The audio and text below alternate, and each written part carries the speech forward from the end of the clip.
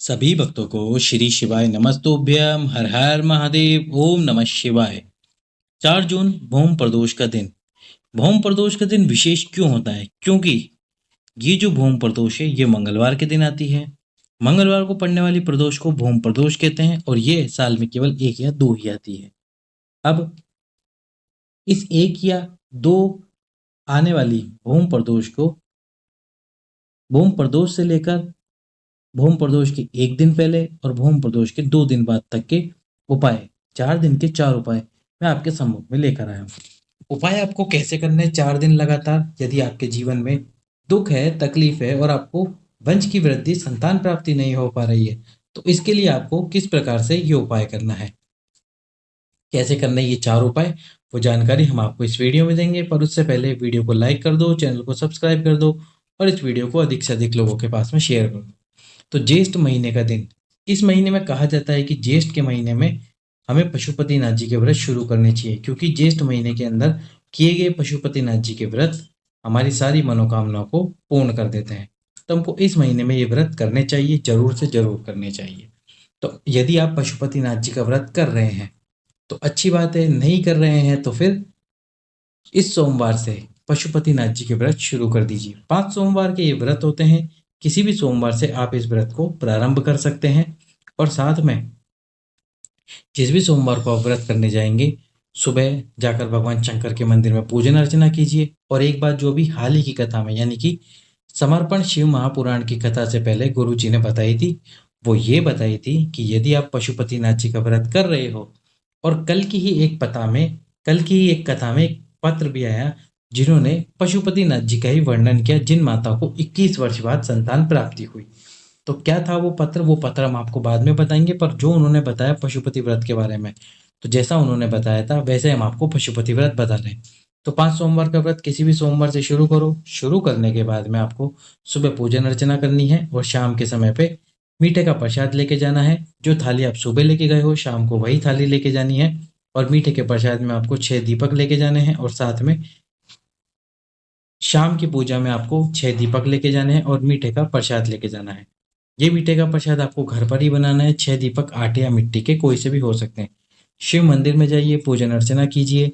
उसके बाद में आपको जो प्रसाद आप लेके गए हैं उसके 3 हिस्से करने हैं शिव जी के सम्मुख में। और जो 6 दीपक है वो मंदिर में 6 के 6 दीपक उतारने हैं, लेकिन 5 दीप ही प्रज्वलित करने, एक दीप आपको घर आके प्रज्वलित करना है। जब आप घर में प्रवेश करेंगे तो आपके सीधे हाथ पर इस दीप को प्रज्वलित करना है। अब 5 सोमवार लगातार ये उपाय करना है। आखिरी सोमवार में आपको 108 वस्तुएं समर्पित करनी है, फिर वो पुष्प हो, पुष्प की पंखुड़ियां हो, बेलपत्र हो, अक्षत हो, चने की दाल हो या इलायची हो, जो भी हो वो समर्पित कर दीजिए। और समर्पित करने के बाद में एक श्रीफल जिस पर आपको मूली का धागा लपेटना है 7 बार, आपकी मनोकामना बोलते हुए, और मूली का धागा लपेट कर आपकी मनोकामना बोलकर आप उस श्रीफल को वहीं शिव जी के सम्मुख में रख दीजिए, शिवलिंग से स्पर्श कराकर।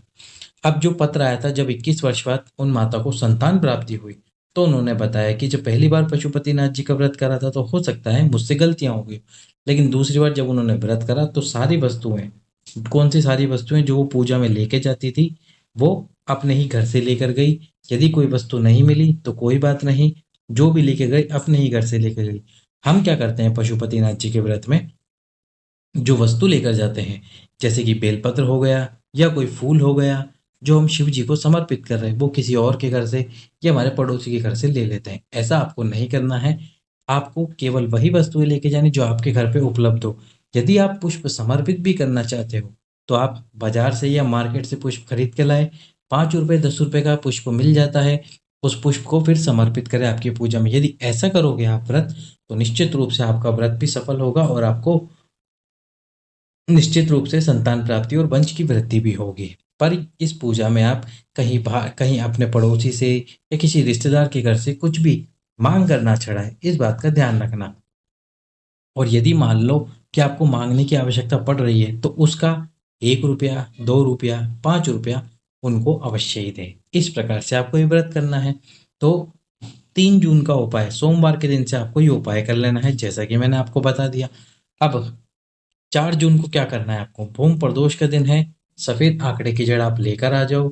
यदि आपने पहले से बांध रखी है और उस सफेद आंकड़े की जड़ को 3 महीने हो चुके हैं, तो उसको और आपको उसका फल प्राप्त नहीं हुआ, यानी कि आप गर्भवती नहीं हुई, तो भूम प्रदोष वाले दिन आप नई जड़ लेकर आओ और उसको बांध लो प्रदोष काल में शिव मंदिर में जाकर, या जब भी आप जा सकते हो तब। पर यदि आपने जड़ अभी हाल ही में बांधी है, 1 महीना ही हुआ है, 15 दिन ही हुए हैं, 10 दिन ही हुए हैं, तो जड़ को बंधे रहने दो। बस बाबा से प्रार्थना करो, उस दिन बस आप एक कार्य जरूर करना, एक कलश तुमरुकेश्वर महादेव के नाम से जल समर्पित करना प्रदोष वाले दिन, प्रदोष काल में शिव जी को। और तुमरुकेश्वर महादेव के नाम से जल समर्पित करने के बाद में जो जल शिवलिंग से नीचे गिरे, उस जल को अपने हाथ में लेना और 3 बार उस जल का आचमन करना। आचमन करने का मतलब है उस जल को आपको 3 बार पीना है। 3 बार आचमन करना और फिर एक बेलपत्र, एक नहीं 2 बेलपत्र, एक आपके पति के लिए और एक स्वयं के लिए, यही तुमरुकेश्वर महादेव के नाम से समर्पित करना। तुमरुकेश्वर महादेव के नाम से बेलपत्र समर्पित करके उस बेलपत्र को या तो शिव मंदिर में जो उपाय करने गए हैं वो शिव मंदिर में बैठकर खा लेना, और अगर मान लो पत्नी गई है, पति नहीं गए हैं, तो उनके लिए वो बेलपत्र घर पर लेकर आ जाइए। इस प्रकार से आपको ये उपाय करना है। एक बात और, प्रदोष काल में ही नंदी जी के कान में आपको आपकी कामना बोलनी है, आपकी मनोकामना बोलनी है, जो कि वंशवृद्धि और संतान प्राप्ति की है। यदि आपने पहले से जड़ बांध रखी है तो ही आप ये उपाय करना, और यदि आप जड़ बांध रहे हो उस दिन, किस दिन, प्रदोष वाले दिन, 4 जून मंगलवार के दिन, तो फिर जड़ बांधने के बाद में ये 3 उपाय और कर लेना। 1 कलश जल तुमरुकेश्वर महादेव, 2 बेलपत्र पति और पत्नी दोनों के लिए, और नंदी जी के कान में आपकी मनोकामना। अब आपको एक बात और बता देते हैं हम, जब भी आप नंदी जी के कान में कुछ भी मनोकामना बोलो, उसके पहले आपको एक शब्द बोलना है, ओम। ओम बोलना है, ओम बोलकर ही आप नंदी जी के कान में बोलो। और यदि आप चाहते हो कि नंदी जी आपकी बात महादेव तक पहुंचा दे केवल एक ही बार में, तो फिर आपको ओम बोलने के बाद में एक लाइन और बोलनी है, और वो है, जय सुयशा जी। अब आप बोलोगे सुयशा कौन है? सुयशा जी नंदी जी की पत्नी है। कौन है? नंदी जी की पत्नी है सुयशा जी।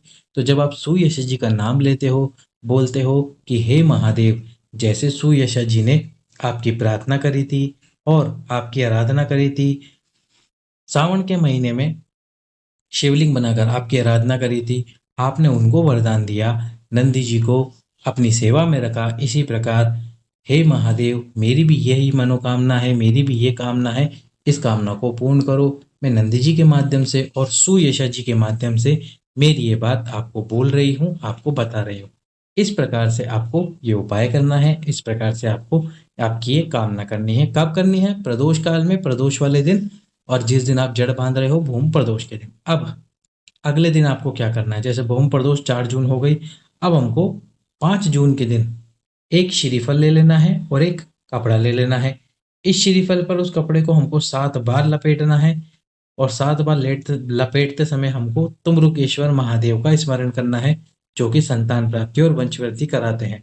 तुमरुकेश्वर महादेव के नाम से 7 बार उस कपड़े को लपेटकर शिवलिंग को स्पर्श कराकर शिव जी के पास में ही उस श्रीफल को रख देना है। आपको कपड़ा लपेट कर 7 बार आपको कपड़ा लपेटना है। अब आप बोलोगे, अभी आपने एक उपाय बताया जिसमें आपने कहा कि 1.25 मीटर कपड़ा लेना है, वो बालाजी को समर्पित करना है। जी बिल्कुल, वो उपाय मंगलवार के दिन का है, जो कि आपको बालाजी को समर्पित करना है श्रीफल 1.25 मीटर कपड़ा लपेटकर, और ये उपाय शिव जी के लिए है। शिव जी के सम्मुख में आपको श्रीफल पर 7 बार कपड़ा लपेटना है। उसमें पीला कपड़ा लेना जरूरी है, पर इसमें पीला कपड़े की आवश्यकता नहीं, आप कोई भी कपड़ा ले सकते हो, किसी भी कपड़े से उपाय कर सकते हो।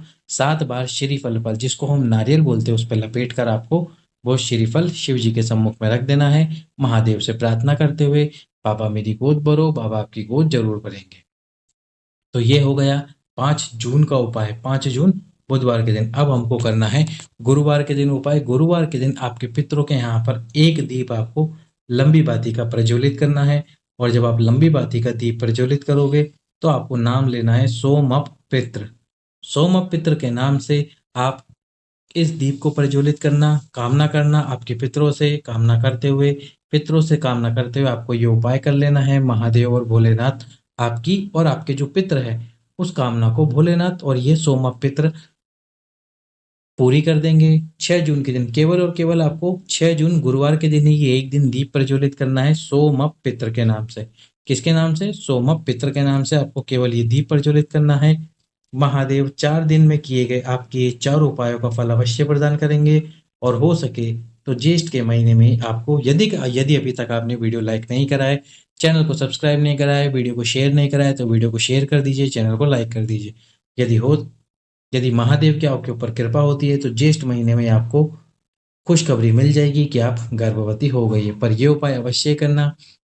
मैं 4-4 उपाय इसलिए अपलोड कर रहा हूँ ताकि जो भी माता-बहन जो उपाय कर सके, वो उपाय अपनी श्रद्धानुसार और उनके सुविधानुसार उपाय करें। तो यदि आपको लगता है कि आप ये 4 उपाय कर सकते हो तो ज़रूर से ज़रूर कीजिए। सभी भक्तों को श्री शिवाय नमस्तुभ्यम। हर हर